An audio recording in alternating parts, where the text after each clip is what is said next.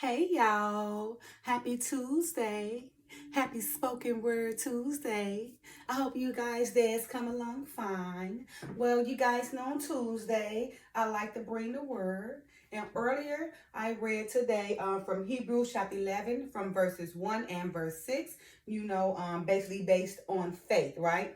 Although faith is things not seen, but it is impossible to please the Father through the Messiah without having faith.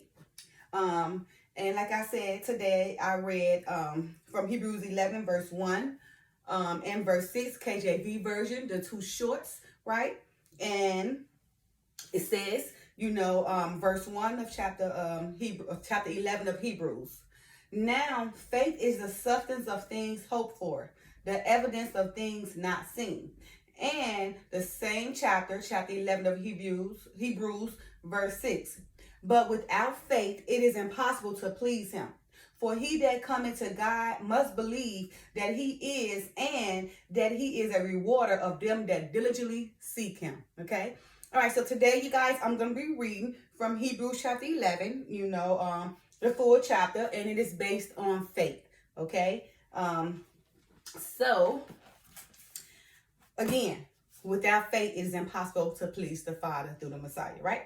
Now, all right, so Hebrews 11, verse 1, KJV version begins with, now faith is the substance of things hoped for, the evidence of things not seen. Verse 2, for by it the elders obtained a good report. Okay, the elders obtained a good report because they had faith. And through faith, they was able to go spread the gospel, teach the good word by faith. Verse 3, through faith, we understand that the worlds were framed by the word of God, so that things which are seen were not made of things which do appear. So, again, through faith, remember, faith are things hoped for, the evidence of things not seen. But through faith, the elders understood that the worlds were framed by the word of God, okay? God having faith, so that things that are seen now with our eyes were not made of things which do appear. So having faith, things was made from the invisible that's visible to us, okay? That was not really seen, but it's visible in our eyes, that was made by things not seen, which is faith, okay? Verse 4, by faith Abel offered unto God a more excellent sacrifice than Cain, by which he obtained witness that he was righteous, God testifying of his gifts, and by it he being dead yet speaketh. Because remember, when Cain slayed Abel, because Cain was basically jealous of Abel, because Abel delivered a righteous gift and Cain didn't, right? Now, although Cain slayed Abel, even though Abel was dead, he was still crying out to the Father, saying, basically that Cain killed him, right? And then when the father went to Cain, to address him of that situation and say, I hear your brother crying for me from the ground. Where's your brother? And Cain like, am I my brother's keeper? See, that's where they get that stuff from. Am I my brother's keeper? Because Cain slayed Abel, and although Abel was dead, Abel was still crying out to the Father from the grave. All right. Verse 5. By faith, Enoch was translated that he should not see death, and was not found, because God had translated him. For before his translation, he had this testimony, that he pleased God. And remember, we go back to the beginning. For it is impossible to please God without having faith, right? If Enoch was translated because he pleased God. So he never seen death, because God had translated him, right? His faith was that he pleased God. Verse 6, but without faith, it is impossible to please him. He that cometh to God must believe that he is, and that he is a rewarder of them that diligently seek him. Okay, same thing, Enoch, how he became translated and did not see death. Because what he say, in order to please God, you got to have faith. And Enoch had faith, and he said that his faith pleased God. So that's how he was translated and was taken up without seeing death. Verse 7, by faith Noah, being warned of God of things not seen as yet, moved with fear, prepared an ark to the saving of his house, by the which he condemned the world and became heir of the righteousness which is by faith. So remember, Noah, he built that ark, right? His faith was knowing that hundreds of years that was coming, he still seen that the Father was going to send the promise, the Messiah, to save us, right? And that was with faith, because again, faith is things hoped for, not seen, right? But it's impossible to please God without faith. So Noah had faith to build this ark, even though it didn't, that ark didn't go into the rain 40 days and 40 nights until years later, hundreds of years later. But back in them days, they lived hundreds and 200, 300, 400, 500 years old and more. Even at 700, 800, 900, okay? So Noah, being warned of God, okay? He was warned of God. Things not seen yet, which is faith. Things hoped for but not seen. So Noah was warned by God for things not seen as yet, but Noah still moved with fear. And he prepared the ark to save his house, but he condemned the world, and Noah became the heir of righteousness, which is by faith. He became the heir, of righteousness. And that righteousness was from the seed of Abraham, was from Shem. Okay? Even though Noah had Ham, Japheth, and Shem was the heir of righteousness, which came through Noah, then to Abraham, and then to Isaac, and then Jacob, who became Israel. Verse 8. By faith, Abraham, when he was called to go out into a place which he should after receive for inheritance, obeyed, and he went out, not knowing whither he went. You see, so Abraham obeyed without seeing things, because he had faith. Again, faith is things hoped for, not seen. So Abraham's faith was seeing things that was not there, but he obeyed, right? Not even knowing whether he was going, right? He was called to go out into a place which he should after receive for inheritance, because when he followed the Father, when the Father told him to leave that country and go to another country, it was with faith, right? He was going to a place with it, he not knowing, or somewhere he had never went, right? But he obeyed, through faith again of things not seen, faith, things hoped for, not seen, okay?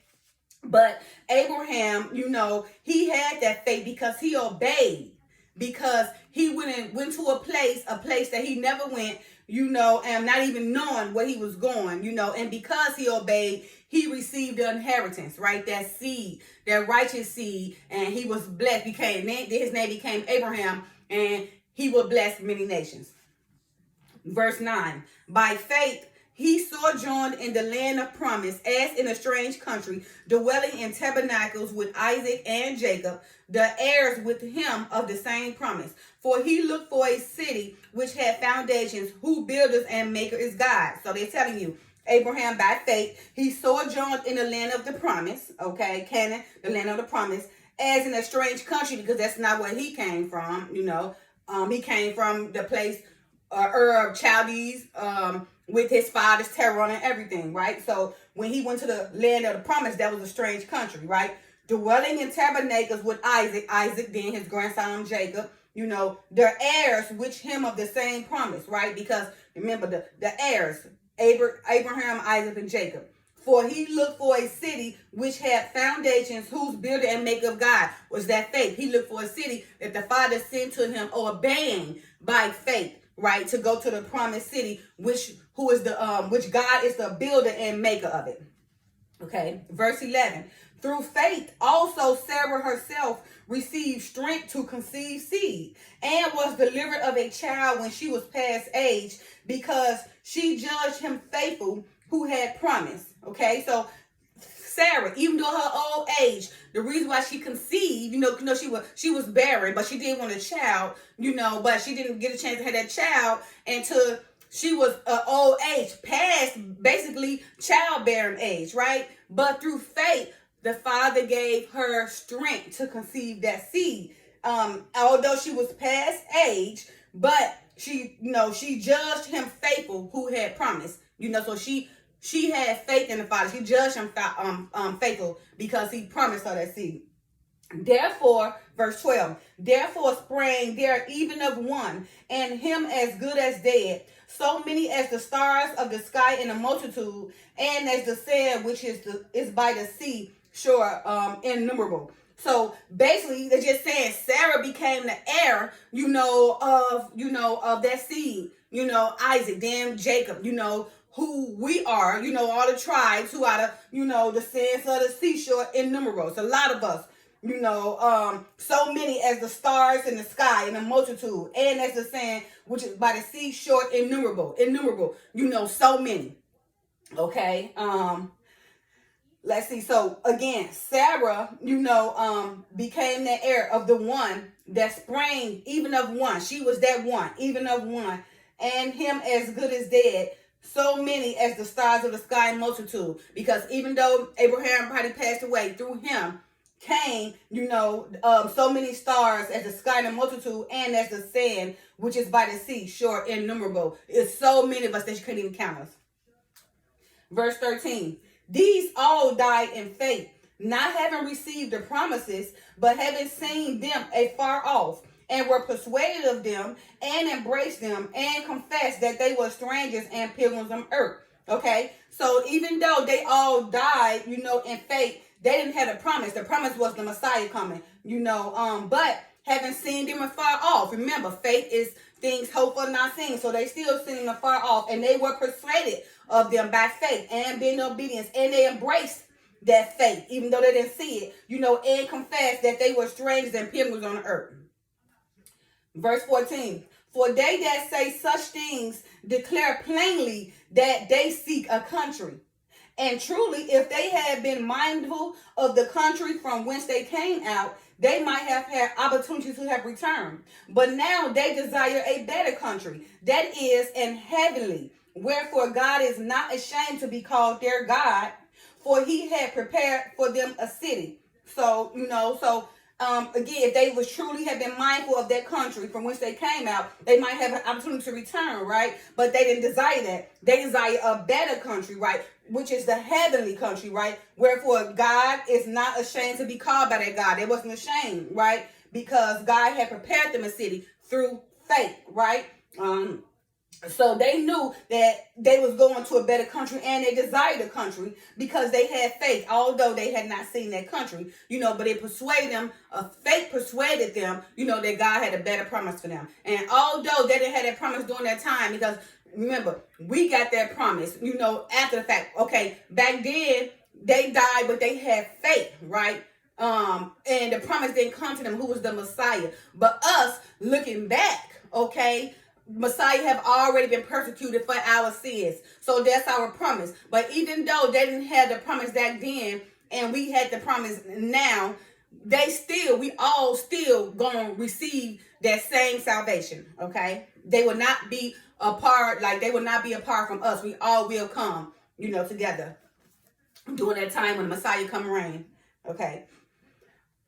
Verse 17, by faith Abraham, when he was tried, offered up Isaac, and he that had received the promises offered up his only begotten son, of whom it is said that in Isaac shall thy seed be called, accounting that God was able to raise him up even from the dead, from whence also he received him in a figure. Remember, in a figure. So remember when Abraham offered his only begotten son, that was Isaac, because it was faith. And, God seen that he was going to offer because he had that much faith in God and love for the Father, right? So when he brought Isaac to the altar, by faith and obedience, the Father said, no, take the child. And it was a ram caught up, and he brought the ram, okay? But through faith, Abraham offered up his only begotten son, who was Isaac.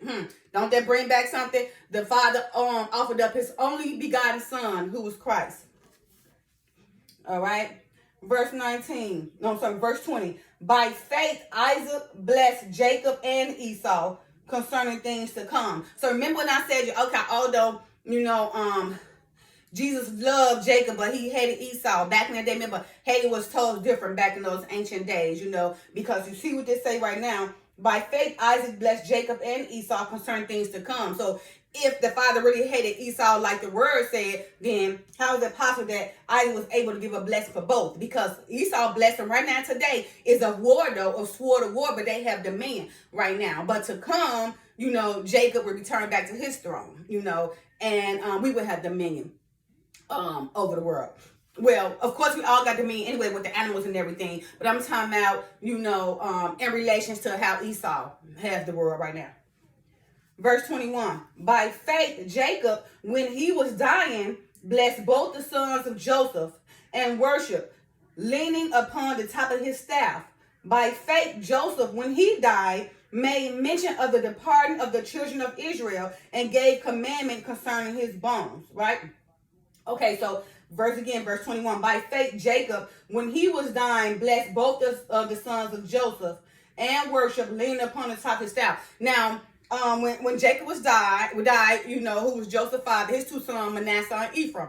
Now, I believe Manasseh was the older, but Jacob blessed Ephraim was the youngest. And then Joseph said to him, well, Manasseh is the older, but Jacob saw that, it was better to bless the younger. So instead of Manasseh getting the blessing, just like Jacob and Esau, when, Abraham had died, or when Isaac died, and when he was giving his inheritance to Jacob and Esau, because Esau saw his birthright over, some lentile and everything, which gave Jacob, the rightful inheritance, double inheritance, and which caused Esau to have a single inheritance. And Esau said again, oh, this trickery, you have supplanted me again. You already stole my birthright. Now you're stealing my inheritance. But again, Esau served his birthright to Jacob for some lentile soup, which called Jacob to get the double inheritance and Esau to get the single inheritance,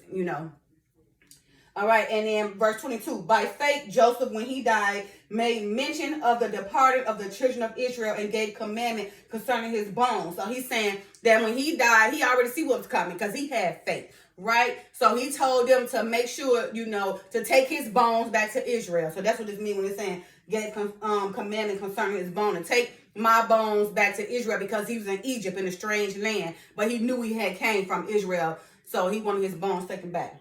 Verse 23, by faith, Moses, when he was born, was hid 3 months of his parents because they saw he was a proper child and they were not afraid of the king's commandment. So remember, Moses was born, he was put it in that, what you call that thing? Manger. He was put in a manger at 3 months by his parents because by faith, they saw that he was a proper child, and in the long run, he was going to be used, right? And also by faith, they were not afraid of the king's command, because back then the king commanded the Hebrew women. I wish I could remember their name, but it was two.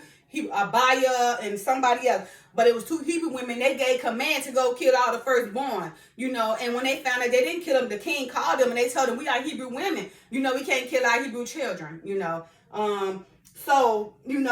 again, Moses' parents was not afraid of the king's command, so they put their child in a manger and let Pharaoh's daughter take him up, Verse 24, by faith, Moses, when he was come to years, refused to be called the son of Pharaoh's daughter, choosing rather to suffer affliction with the people of God than to enjoy the pleasures of a sin for a season, esteeming the reproach of Christ greater riches than the treasures in Egypt, for he had respect unto the recompense of the reward. So you see, Moses decided not or refused to be called the son of Pharaoh's daughter, even though he was raised by Pharaoh's daughter when the mama put him in that manger when he was 3 months old, and Pharaoh's daughter raised him. I mean, he could have, clinged on to the Egypt and clinged on to the treasures, but he refused to be called Pharaoh's daughter. He chose rather to suffer affliction with the people of God, who was really his family,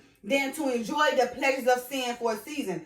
He was esteeming the reproach of Christ greatest riches. He rather had Christ greater riches than the treasures of Egypt, for he had respect unto the recompense and reward. He had faith and respect to the recompense, which is going to be the reward, when Messiah come, for the faith that we have. So he had respect unto the recompense and reward to receive by faith and obedience in due time.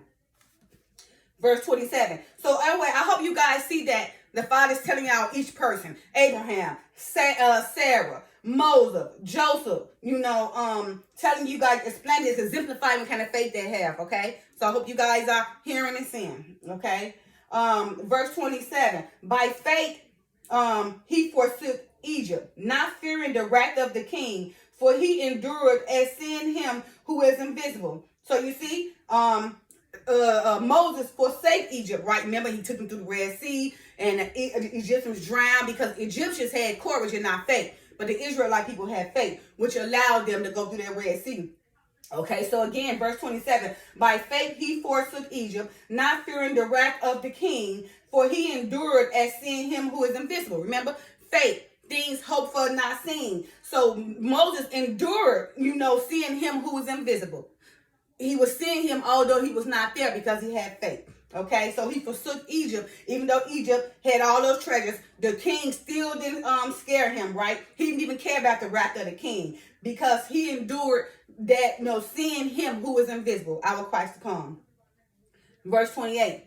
Through faith, he kept the Passover and the sprinkling of blood, lest he that destroyed the firstborn should not touch them. So remember, through faith, he kept the Passover and the sprinkling of blood, lest he that destroyed the firstborn should not touch them. And so what it's saying then, back in the days, when Pharaoh was the king of Egypt, Pharaoh called himself putting the curse on the firstborn, but the curse basically came to the firstborn of Egypt instead of Israel. Now, and because Moses knew that all these firstborn was going to receive death, I think by midnight, he had them to take the blood and sprinkle it over their doorposts, right? So now it says, lest he destroyed the firstborn should not touch them. So, now, if they didn't put that sprinkle that blood over their doorposts, then their death would touch them. But those who did sprinkle that blood over their doorposts, having faith, then the death did not touch that firstborn. Okay. Verse 29. By faith they passed through the Red Sea as by dry land, with the Egyptians a sand to do were drowned.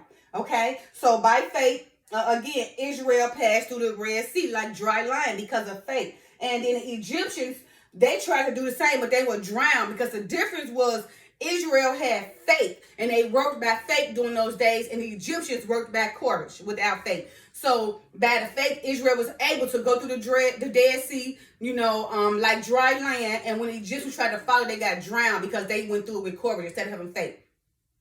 All right. Verse 30. By faith, the walls of Jericho fell down after they were compassed about 7 days. Yet Israel kept going around in circle of Jericho, through faith. Now, they kept going 1 day, 2 day, 3 day, 4 day, 5 day, 6 day. On the 6th day, nothing happened, but they knew by faith, if they go one more day, that the walls was going to fall down. So on the 7th day, they went around shouting, and Jericho walls fell down because they had faith. Verse 31, by faith, the harlot Rahab perished not with them that believed not, when she had received the spies and peace. Now remember, Rahab was considered a harlot, but she still had faith in Israel, the king of the God of Israel, because I believe when the messengers came, down to her house, she hid them, she hid them because she had faith. And although her faith wasn't perfect and it was little, but that little faith allowed her to be hid when the Father came to destroy Sodom and Gomorrah, or the angels came to destroy Sodom and Gomorrah. They were still sent by the Father, okay? So verse 31 again. By faith, the harlot Rahab perished not with them that believed not, when she had received the spies with peace. So when they came down, the spies, the messengers to come spy on Sodom and Gomorrah, Rahab took them in. Although she was a harlot and was not the family of Israel, she still had faith in the God of Israel. So when Sodom and Gomorrah became destroyed, she was able to be saved because of her faith. Verse 32, and what more should I say? And what shall I more say? For the time would fail me to tell of Gideon, and of Barak, and of Samson, and of Jephthah, of David also, and Samuel, and of the prophets, who through faith subdued kingdoms, wrought righteousness, obtained promises, stopped the mouths of lions, quenched the violence of fire, escaped the edge of the sword, out of weakness were made strong, wax veiling in fight, turn flight the armies of the aliens, okay? So they're saying, now, because he's saying all these people, Gideon, Barak, Samson, Jephthah, David, Samuel, and other prophets, right? The other prophets like King Asa, King Jehoshaphat, King Josiah, those are all kings, that subdued kingdoms and everything, went by righteousness through faith. They subdued kingdoms. They wrought righteousness, obtained promises. They stopped the mouth of lions. What was that? I believe Daniel them stopped the mountains of lions, subdued kingdoms, which was David.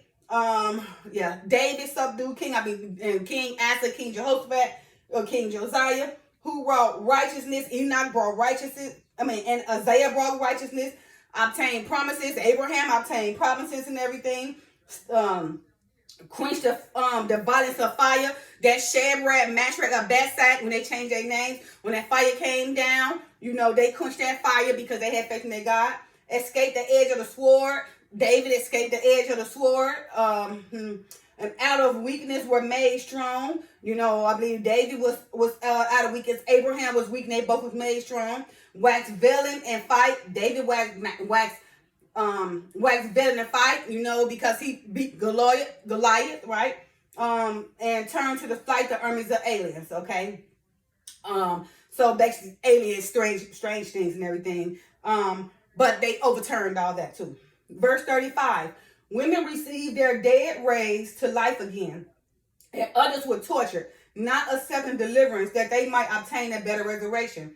And others had trial of cruel mockings and scourges. Moreover of bonds and imprisonment. They were stoned. They were sawn asunder, were tempted, were slain with the sword. They wandered about in sheepskins and goatskins, being destitute, afflicted, tormented. Verse 38. Of whom the world was not worthy. They wandered in deserts and in mountains and in dens and caves of the earth. Remember, David and them, the kings, King Asa, Jehoshaphat, in order to get away from, their enemies, they had to go, hide in dens and caves, right? They walked around with goat skins. They was destitute, they was afflicted, and they was tormented, right? They had cruel trials of mockings, scourgings. They was put in bonds of prisoners. They was stoned. Some of them was cut in half. They was tempted. They was slain by the stone, and they wandered around again in sheepskins and goatskins, being destitute, afflicted, tormented. Now, of whom the world was not worthy. The world was not worthy of them, so they looked at them like a gazing stock as a mocking them, because maybe those enemies thought they had everything, and the treasures. But again, these kings had faith. Faith, hope for things not seen. They knew what was to come, okay? And the faith persuaded them to go through all those afflictions, right, to receive their promise. And although they didn't get their promise during their time, the promise came after the fact in the New Testament. But they would not be a part of the promise when the Messiah comes. They will go first regardless. Verse 39. And these all, having obtained a good report through faith, received not the promise. So you see, God having provided some better thing for us, that they without us should not be made perfect. So you see, and going through all these things, they did not obtain, and going through all these things, they did obtain a good report through faith, but they did not receive the promise. Not, the Messiah, they didn't receive the Messiah during that time. He came after the fact. God having provided some better thing for us. Some better thing for us was Christ died for our sins on the cross, okay? That they without us should not be made perfect, okay? All right, you guys. Again, God having provided some better for us, that they without us should not be made perfect, but they will be made perfect, because the promise didn't come during their time. It came during our time. But they would not be set apart, because remember, the dead shall rise first regardless, okay? They still got that promise. All right, you guys. Okay, so this again was Hebrews 11, exemplifying faith. I was trying to, just teach you guys about what faith is, how you have faith, and what kind of faith the kings had, okay? It's very important, to know, how they receive by the Father through their faith and obedience. Because again, faith are things hoped for, not seen. They didn't see it, but they persuaded by faith because they knew the promise to come. Okay? So, all right, that was Hebrews chapter 11, KJV version of faith. Oh, I just gave you guys, what was that? The faith of, let's see, Abel faith, Enoch faith, Noah faith, Abraham faith, Sarah faith, who else? Enoch faith, Moses faith. Let's see. And who else?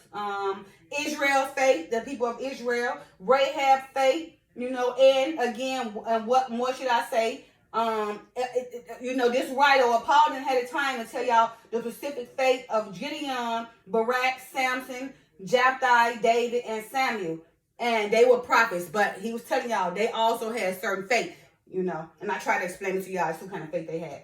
All right, you guys, okay? So I hope I gave you guys some clarity about faith, because without faith it's impossible to please the Father. And again, faith are things hoped for, not seen. Love you guys. Bye now.